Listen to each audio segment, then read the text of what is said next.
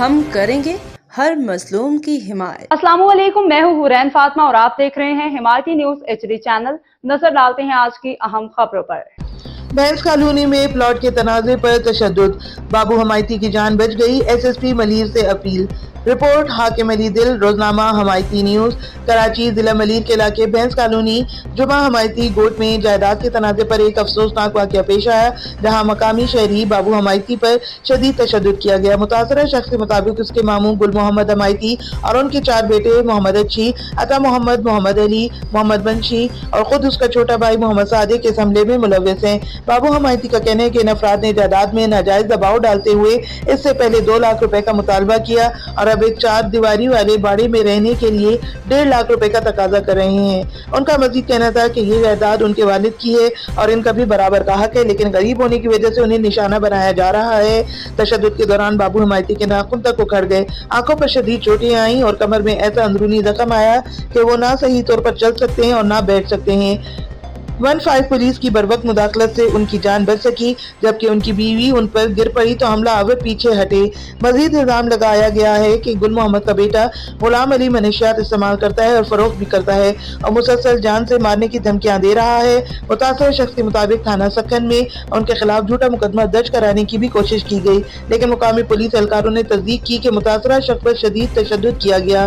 बाबू हमायती ने SSP Malir doctor Abdul खालिक पीरजादा से फौरी इंसाफ की अपील की है, मुतालबा किया है कि इसकी शिकायत पर सुनवाई की जाए। उनका कहना है कि अगर उन्हें या उनकी फैमिली को कुछ हुआ तो इसके जिम्मेदार गुल मोहम्मद और गुल्लू, उनके बेटे और मोहम्मद सादिक होंगे। अहले इलाका का कहना है कि इस तनाज़े को फौरी कानूनी दायरे में हल किया जाए ताकि आइंदा ऐसे अफसोसनाक वाक़यात से बचा जा सके। हाँ बाबू, बाबू क्या कुटे दोगे? ओ गुल्लू है पुटन कुटियो है। सामने कैमरा रख, सामने वेर चला कुटियो तो सगा मारे से तो कपा चला कुटियो मन ते मोर ने बेगुना आ बेगुना ते बाबू के केर कौन कुटिनो? जिंदगी तो गुजारी को मसलो है, बुधा ना छा मसलो है?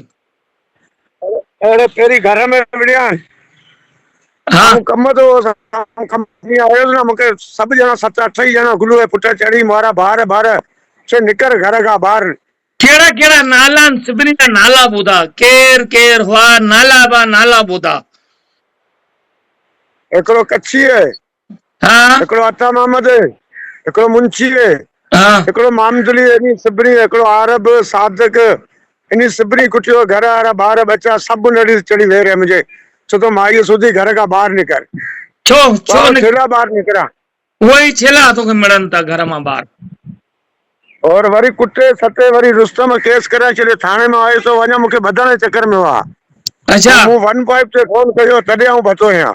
अच्छा हां 1 पाइप वरी घर में पूरे चली मुके 1 पाइप वारो नाल अची बाहर का गेट कुंडी खोले मुके बाहर कढियो।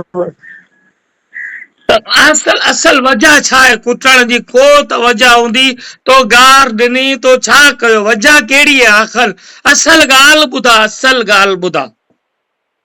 असल गाल ये चुदा तो कैसी पट जो ऐसो कौन दीदा सी निकर घर का बाहर तो जा भारत चुन जो मतलब है को गाल कोने पट जो हिस्सो तो जा भारत चुन छो तो गुल्लू जो तो वास्तो ही कोने तो जो मामा है मुझे ख्याल में।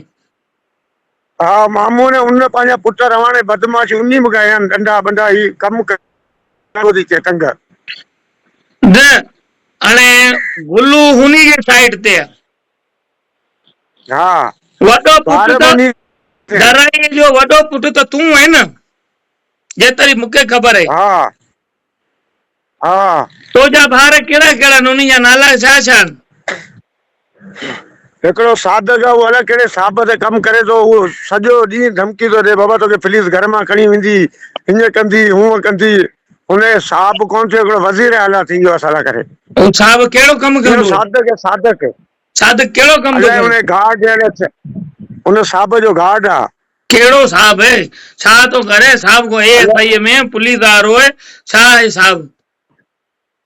अल्लाह को वजीर आला है वो रऊफ सिद्दीकी के सीट पे बैठला।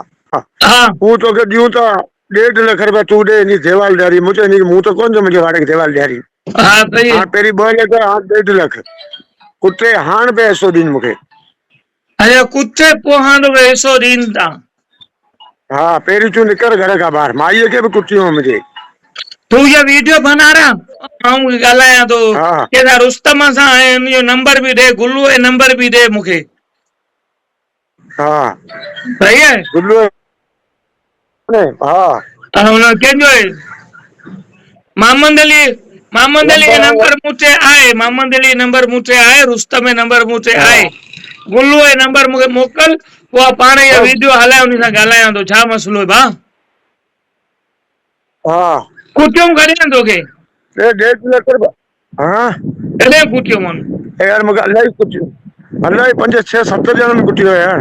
कॾहिं कुटियूं अॼु कुटियूं काल्ह कुटियूं धक त तुंहिंजा पुराणा टियों ॾींहुं कुटियूं, टियों ॾींहुं। अच्छा टियों ॾींहुं कुटियूं पोइ अॼु तोखे केरु चयो त इहो वीडियो ते अचु? इहो आऊं पियो चवां हाजी दिलू चए पियो बाबा तो फ़ैसिलो ते मूं करे छॾियो, 1.5 लाख ॾेई वाड़े जो तूं पंहिंजी जान छॾानी मां। पोइ चयो आऊं जान छा करियां, प्लाट हिसे खे छा करियां, हिन त मूंखे त मारे छॾियो यार। आऊं त केरु कंदी कोन्हे, कीअं हलंदो, कीअं पंहिंजा बच्चा पालींदो साण? न कम ई नथो करे। न हाजी दिलू खां चवां थो त 1.5 लाख छाजो ॾे तोखे? कुटियूं बि तोखे 1.5 लाख बि तोखे ॾींदा, तूं ॾे, ऐं वॾो पुट बि दराई जो त तूं है न। हाँ वो चुंदा रुगो वाड़े मां निकर असां जेकी दीवार ॾियारी वाड़े जी, मुंहिंजो वाड़ो त आहे मुंहिंजो दीवार मां छेला ॾियारी है। पहिरीं चूं 2 लख, पोइ हाजी दिलू वरी 50,000 गुल्लू सेठ छॾाई है। हाणे चुंदा 1.5 लाख ॾे, मूं त 1.5 रुपया बि कोन्हे, 1.5 लाख किथां ॾियां? तुम्हारे वाड़े ज़मीन केॾी बची है बाक़ी? घर जे पासे में वाड़ो, वॾो वाड़ो है, तकरीबन 2 घर थींदा हुनमें, अंदर भी पता नहीं इलाही आहे। वाले शख्स कौन थे और किसने हमला किया? गुल्लू के 4 बेटे, एक अच्छी, एक अता मोहम्मद, एक मामदली, एक मुंशी और 2 मेरा भाई है सादक, एक का नाम सादक है। वो हर टाइम पुलिस की धमकी देता रहता है। सर मेरे छोटे छोटे बच्चे मेरे को मारने के लिए पड़े हुए पीछे, मेरी जान को खतरा है, इनसे मेरे को बचाओ। अभी मार के मेरे को बोलते तेरे को भाड़े वाली सेठ देते, तुम 1.5 लाख रुपया दे देना। देखो ये चोट लगी हुई है, चोट है, ये उंगली को चक मार के पूरा उंगली खा गया और ये जगह मेरा काम नहीं कर रहा है। सर मैं बैठ नहीं सक रहा हूँ, सर मैं बिल्कुल नहीं बैठ सकता हूँ। बिल्कुल बिल्कुल लाल सुरख हुई है, वही है, डंडे मारे हुए हैं कमर पे, पीछे और कमर मेरा देखो, कैमरा मैन है, पेपों से मारा है, डंडों से मारा है। ये निशान बने हुए हैं, पैपों के निशान है इसके ऊपर, ये सारे निशान है इसको, और ये सारे निशान है इसके ऊपर, और इसको आँख के ऊपर भी चोट है। ये बिल्कुल इसकी आँख भी लाल सुरख हो रही है, और दोनों आंखों पे इसको मारा हुआ है, ये इस तरफ भी आंखों में मारा हुआ है। और मेरे को मैं अभी नहीं पेशाब कर सकता हूँ, बैठ के नहीं चल सकता हूँ, लेटता हूँ तो उठ नहीं सकता हूँ। 3 बंदे मेरे को खींच के उठाते।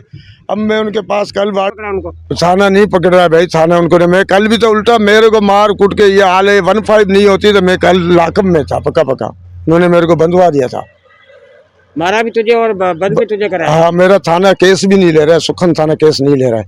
सुखन थाने का एसओ से पूछो भाई तू इस बंदे का, तेरे को किस बंदे ने बोला तू इसका केस क्यों नहीं ले रहा है? हमारा केस क्यों नहीं ले रहा है? हम मर जाएगा, मेरे बच्चों को कौन पालेगा? मेरे को बहुत खतरा है इन लोगों से बाबा, मेरी जान छुड़ाओ, खुदा रसूल के जान छुड़ाओ। मैं तुम लोग को दुआ करूंगा बाबा, मेरे को कुछ नहीं चाहिए, मेरे को खतरा है इनसे भाई, अभी बहुत खतरा है। गुल्लू से खतरा है, गुल्लू के बेटों से खतरा है, गुल्लू से खतरा है। खबर रहिए हर जगह हर वक्त, जानिए मुल्की और गैर मुल्की हालात व वाक़यात यकीन के साथ।